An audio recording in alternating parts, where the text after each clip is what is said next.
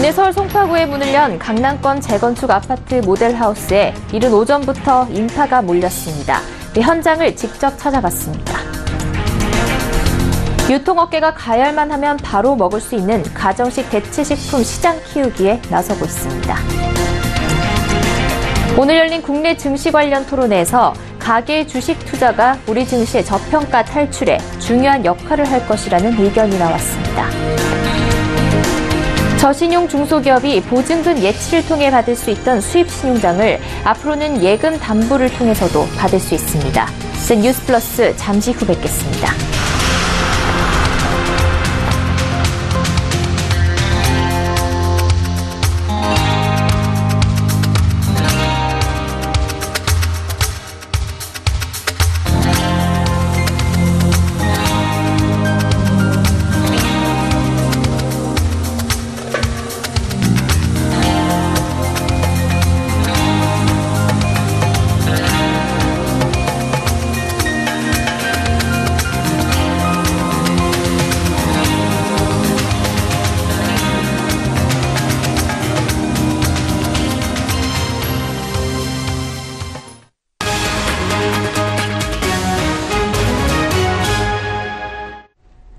시청자 여러분 안녕하십니까? 센 뉴스플러스 양한나입니다.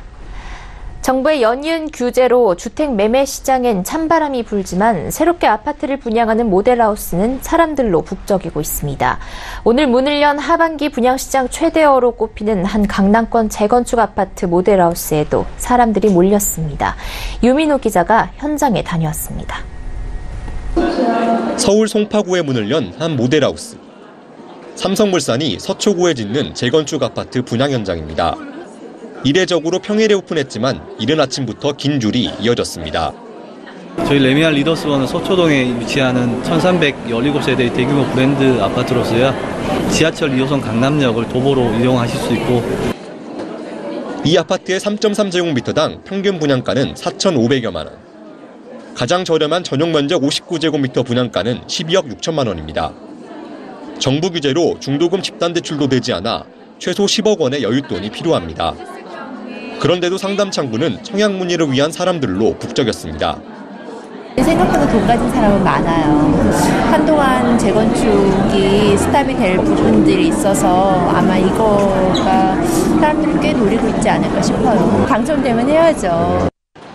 입지가 좋은 강남권에서 흔치 않은 대규모 재건축 아파트 단지. 거기에다 주변 아파트 시세를 고려했을 때 수억 원의 차익을 거둘 수 있다는 평가에 사람들이 몰린 겁니다. 21억에서 한 1, 2천 빼가지고 매매가 된 걸로 알고 있어요. 일반 분양 당첨이 되면 적게는 한 3억에서 많게는 한 5억 정도 시세 차익이 나지 않겠나 이렇게. 연말까지 경기 하남 북일의 신도시와 성남 판교 대장지구 등에서 새 아파트 분양이 줄줄이 기다리는 상황. 이른바 로또 분양을 기대하는 사람들의 발길이 꾸준히 이어질 것으로 보입니다. 서울경제TV 유민호입니다. 그대로 먹을 수 있거나 가열만 하면 바로 먹을 수 있는 상태로 판매되는 식품을 가정식 대체식품, 줄여서 HMR이라고 하는데요. HMR이 발달한 미래에는 유명 평양냉면집의 냉면을 마트나 온라인에서 구입해 집에서 즐길 수 있을 뿐 아니라 아파트 부엌 구조를 바꾸고 새로운 가전제품을 탄생시키는 등 재미있는 변화를 가져온다고 합니다. 세계적으로 커져가는 HMR 시장에서 제대로 된 성장 동력을 찾기 위해 국내 유통업계가 다시 뛰어들고 있습니다. 고현정 기자입니다. 식품 유통업계가 HMR 시장의 파이 키우기에 적극 나섰습니다. 1인 가구가 늘어나고 고령화 사회로 접어들면서 요리를 할 줄 모르거나 하기 힘든 소비자들이 늘어나자 업계가 HMR 시장에 다시 뛰어들게 된 겁니다. 2000년 전후에 이마트와 롯데슈퍼 등이 처음으로 국내 사업을 펼쳤던 당시 실패 요인으로 지적됐던 집밥을 대체할 만큼의 양과 맛이 되지 않는다는 점과 유통 전략 부족을 극복하는 것이 주요 과제입니다.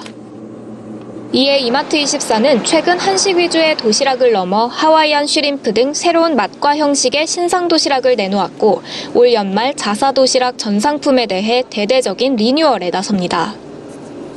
맛 좋은 도시락이 편의점 매출의 30% 이상을 꾸준히 담당하고 있는 일본처럼 HMR 제품의 맛과 다양성을 보완하겠다는 겁니다.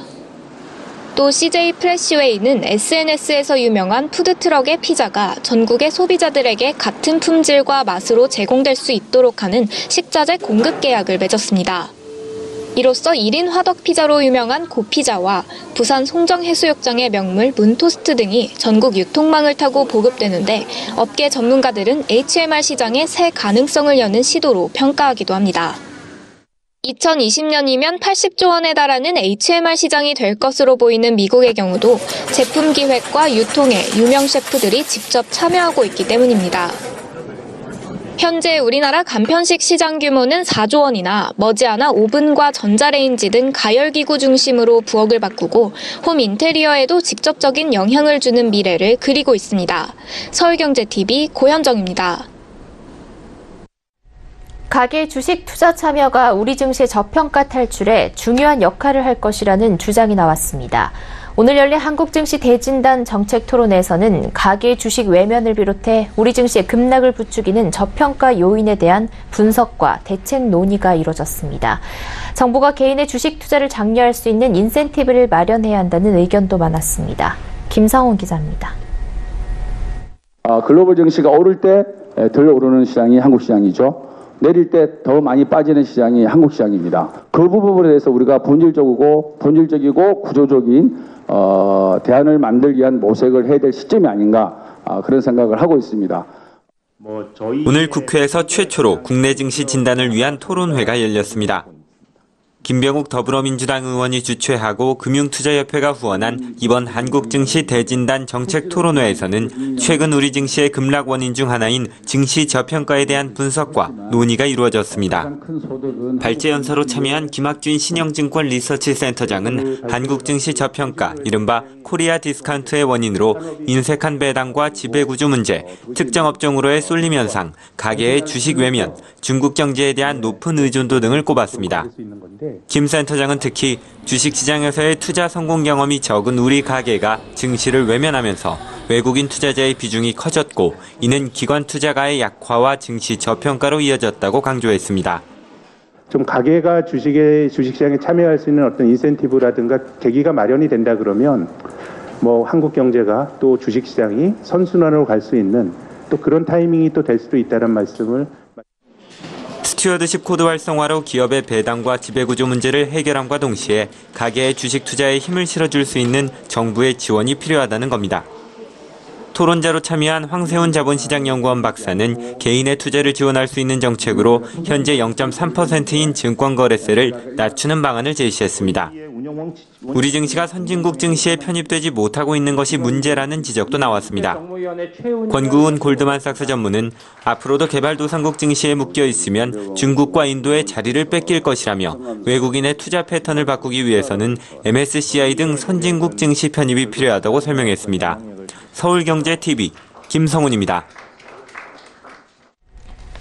신용도가 낮은 중소기업은 은행에서 수입신용장을 개설할 때 보증금을 예치해야 했는데요.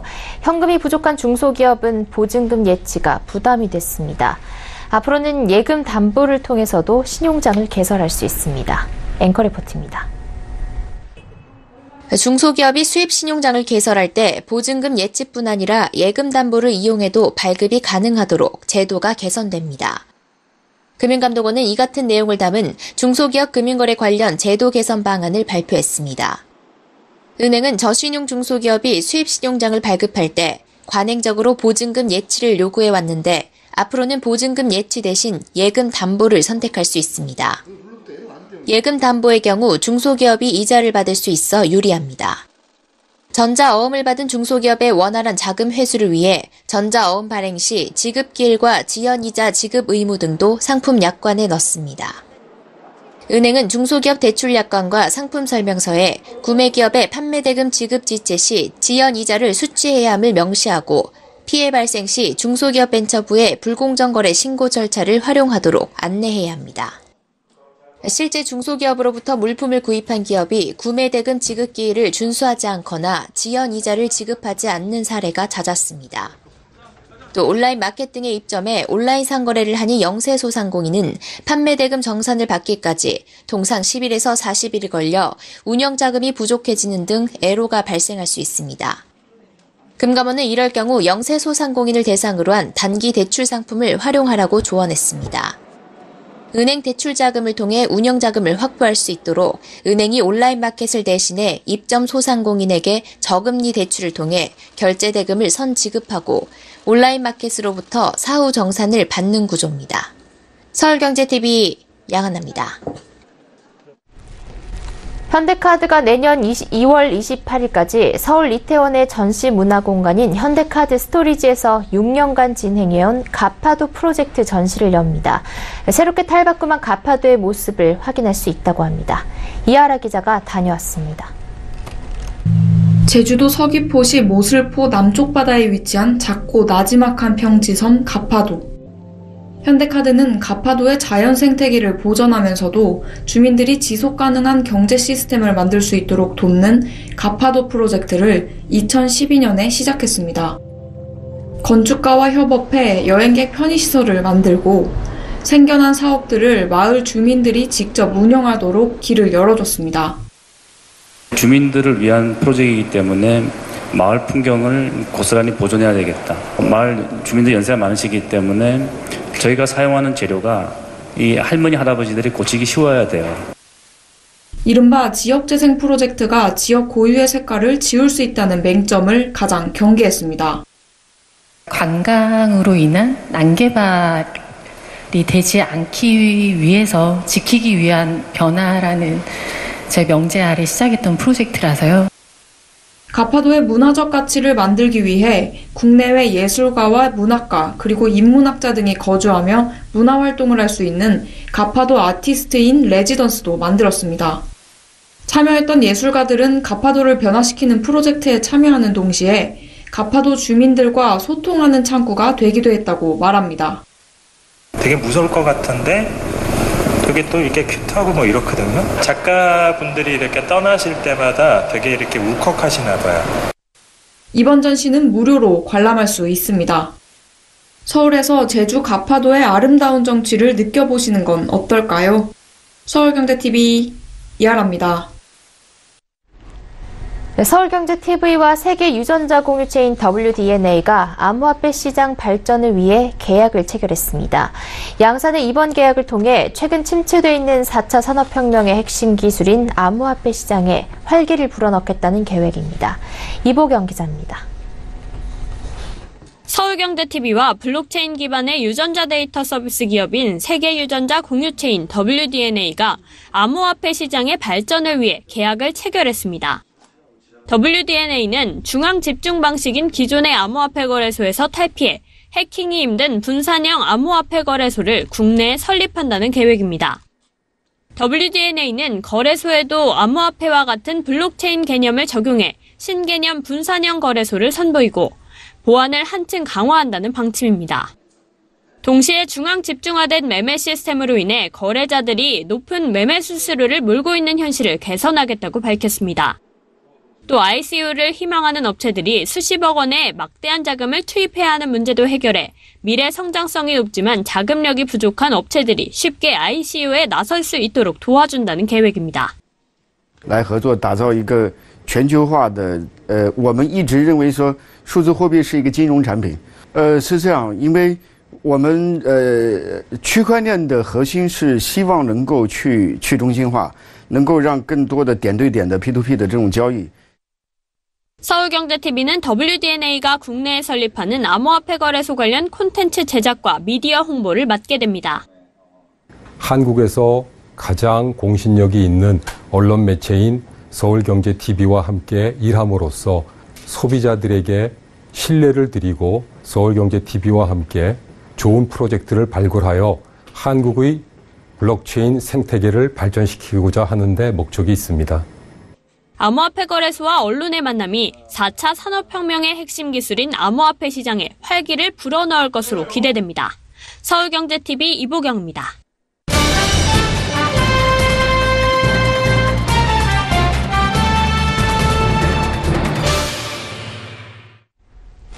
문재인 대통령은 신산업과 일자리 창출을 위해 각종 규제들을 과감히 혁신해야 한다고 누누이 강조하고 있습니다. 규제 개혁을 통한 신산업 육성을 국정과제로 삼아서 추진하고 있는데요. 오늘은 중소벤처기업과 관련된 어떠한 규제들이 풀리는지 알아보겠습니다. 김혜영 기자, 우리나라는 규제 때문에 새로운 산업들이 성장하지 못한다 이런 비판을 받는 게 오늘 내일 일이 아닌데요. 네. 정부가 앞으로 규제를 어떤 방식으로 풀겠다는 겁니까? 네, 핵심은 사후 규제입니다. 기존에는 워낙 강력했던 이 사전 규제로 인해서 신기술이나 신제품들이 시장에 출시되지 못한 채 허송 세월을 보냈는데요. 상황이 이렇게 되면서 경쟁력은 점점 떨어지게 되고요. 세계 시장에서는 우리 기업들이 도태되는 상황들이 빈번하게 나타나고 있습니다. 상황이 이렇게 되자 정부가 나서서 사전 출시를 하고 사후에 문제가 된다면 이때 규제를 하는 네거티브 방식으로 전환을 하겠다라는 건데요. 규제가 조금 더 가벼워졌다라고 생각하면 됩니다. 조금 더 쉽게 이야기를 하면 기존에는 각종 규제들로 인해서 신산업 성장에 어려움을 좀 겪어왔었는데 이런 규제들을 좀 먼저 풀면서 기업들이 보다 신속하게 시장에 진출할 수 있는 길을 열어주겠다는 겁니다. 네, 그렇다면 이 중소벤처기업들을 위한 규제 완화, 구체적으로 어떤 것들이 있을까요? 네, 일단 벤처기업의 범위가 넓어지게 됩니다. 여관이나 노래방 등도 신기술과 결합이 되게 된다면 벤처기업으로 인증을 받을 수 있게 되는 건데요. 사행성이나 유흥업종 6가지 업종을 제외하고 나머지는 모두 벤처기업으로 인정을 받을 수 있게 된 겁니다. 4차 산업혁명 시대가 오면서 산업과 산업 간의 융합이 굉장히 활발하게 이루어지고 있고요. 이에 따른 신산업들이 계속해서 육성되고 있는데요. 대표적인 모델로 공유경제 모델들이 있죠. 우버와 에어비앤비, 세계적인 성장세를 보이면서 확장세를 늘리고 있는데 그런데 정작 한국에서는 불법입니다. 규제 틀에 결국 갇혀 있게 되는 건데요. 때문에 벤처기업이 될 수 없는 업종들을 사전에 규제하는 것은 올바르지 않다라는 취지에서 이렇게 범위를 늘린 것으로 보입니다. 네, 벤처기업이라고 인정을 받는 범위가 넓어진다는 얘기고 네. 또 투자를 할 수 있는 범위도 넓어진다고요. 네, 벤처 투자에 걸려 있었던 빗장도 과감하게 풀겠다라는 계획입니다. 주점이나 사행성 업종을 제외하고는 모두 이제 벤처 투자를 받을 수 있게 되는 건데요. 기존에는 부동산업이나 숙박업, 음식점업 같은 경우에는 투자가 금지돼 있었습니다. 사실 어떠한 신산업이 육성되고 성장되기 위해서는 투자는 꼭 필요한데요.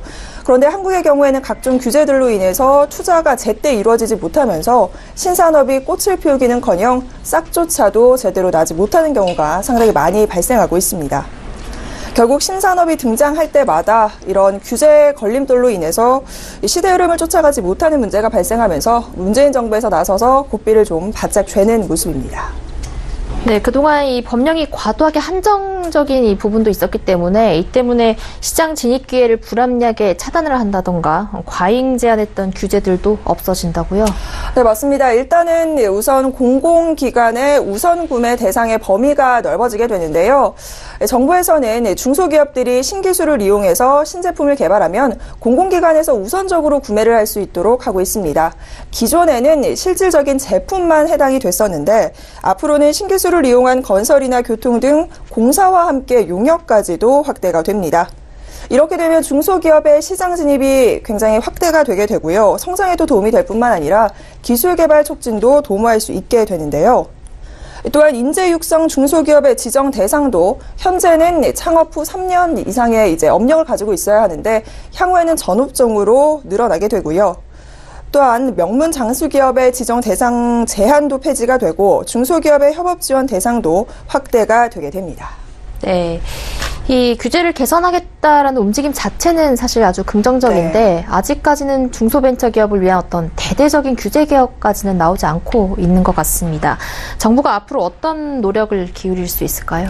네, 문재인 정부에서 개혁을 타파하겠다, 규제를 없애겠다라는 부분 굉장히 강조를 하고 있는데 아직까지 그러나 현장에서 느끼는 각 업종들이 체감하고 있는 규제의 벽은 상당히 높다라고 이야기를 합니다. 이 때문에 홍정화 중기부 장관은 현장 소통을 강조하고 있는데요. 현장에 직접 나가서 어떤 규제들에 가로막혀서 우리 중소기업과 벤처기업들이 성장하지 못하는지 이 부분을 좀 들여다보겠다라는 계획입니다. 실제로 다음 달에 공유경제와 관련해서 민간합동 끝장 토론대회가 열리는데요. 공유경제와 관련된 기업들 그리고 정부, 유관기관들이 나서서 함께 토론회를 열고 어떤 부분에 문제가 있는지를 들여다보고 관련된 해결책을 찾겠다라는 계획인데요. 앞으로 중기부는 현장 소통을 조금 더 확대하면서 규제를 개혁할 수 있는 방안들을 계속해서 찾아 나가겠다라는 계획입니다. 네, 중소벤처기업부를 위한 규제 완화에 대해서 산업부 김혜영 기자와 이야기 나눠봤습니다. 오늘 말씀 고맙습니다.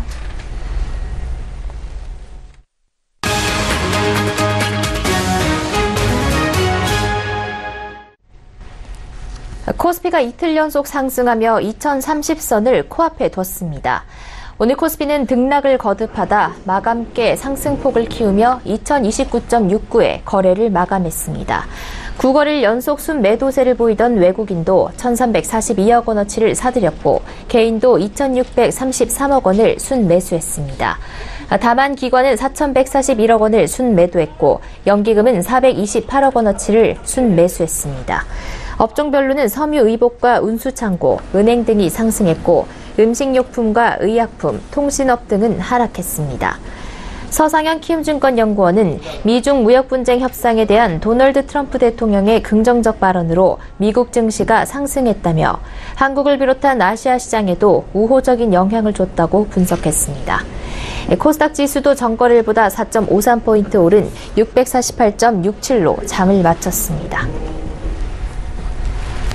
삼성전자는 올해 3분기에 17조 5,700억 원의 영업이익을 올리며 역대 최고 기록을 다시 썼습니다. 삼성전자는 3분기 매출 65조 4,600억, 영업이익 17조 5,700억 원을 올렸다고 공시했습니다. 영업이익은 지난해 같은 기간보다 20.9%나 증가해 지난 1분기 기록한 역대 최고치를 뛰어넘었습니다. 주력인 반도체 사업은 영업이익 13조 6,500억 원을 기록하며 전분기 세웠던 역대 최고 기록을 훌쩍 넘어 또다시 신기록 행진을 이어갔습니다.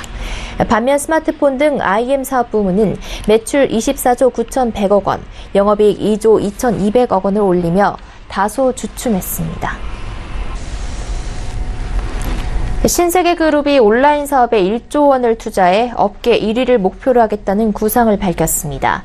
기존 대형 마트와 백화점에 집중됐던 그룹 역량을 온라인 사업에 집중해 미래 먹거리를 마련하겠다는 구상입니다.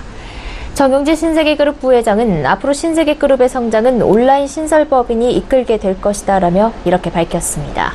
신세계는 앞으로 2023년까지 온라인 매출을 현재 5배 규모인 10조 원으로 키울 계획입니다.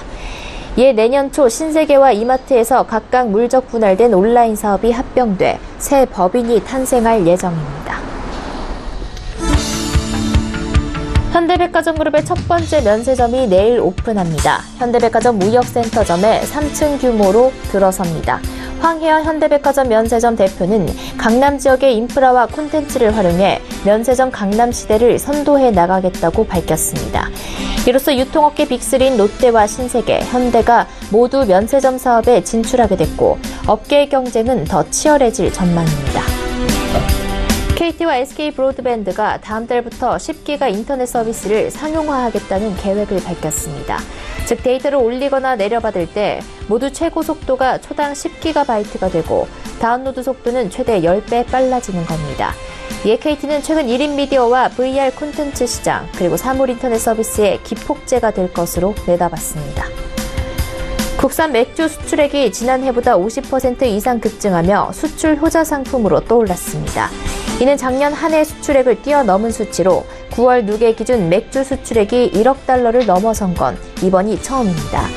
이번 수출 호조는 중국과 홍콩에서 유통되는 ODM 방식 맥주와 러시아 수출 증대가 주 요인입니다. CJ 대한통운 대전 물류센터에서 상차 작업을 하던 하청업체 직원이 트레일러에 치여 숨졌습니다. 지난 29일 밤 해당 물류센터에서 트레일러를 몰던 A씨가 하청업체 직원 B씨를 들이받아 생긴 사고로 인근 병원으로 옮겨졌으나 결국 숨진 겁니다. 노동청 관계자는 산업안전보건법을 위반한 게 있는지 조사하고 있다고 밝혔습니다.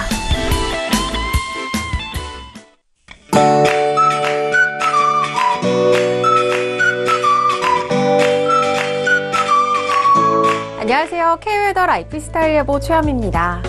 10월의 마지막 날인 오늘 때이른 추위가 이어지며 쌀쌀한 하루였습니다. 내일도 서울 아침 기온이 2도로 평년 기온을 4도가량 크게 밑돌겠고요. 한낮은 14도로 예년 이맘때 수준을 조금 밑돌겠습니다. 아침 저녁으로는 11월 중순에 해당하는 기온이니까요. 옷차림 든든하게 하셔야겠습니다. 현재 위성 영상 보시면 전국이 대체로 맑은 날씨 보이고 있습니다. 내일은 중국 산둥반도 부근에 위치한 고기압의 영향을 받으면서 전국이 맑겠습니다. 다음은 자세한 지역별 날씨입니다. 중부지방 15도 안팎을 보이면서 춘천은 0도까지 떨어지겠습니다. 한낮엔 서울 14도, 대전 16도가 예상됩니다. 동해안 지방 일교차가 크게 벌어지면서 맑겠습니다. 낮 최고 기온은 속초 15도, 강릉 16도를 보이겠습니다. 남부지방 오늘보다 기온은 조금 오르지만 여전히 평년 기온을 밑돌겠고요. 낮 동안 광주, 대구 16도, 부산 17도가 되겠습니다. 바다의 물결은 동해상에서 최고 2.5m로 조금 높게 일겠습니다. 당분간 맑은 날씨는 계속되겠고요. 기온도 점차 올라 평년 수준을 회복할 전망입니다. 날씨였습니다. 센 뉴스 플러스 여기까지입니다. 시청해주신 여러분 고맙습니다.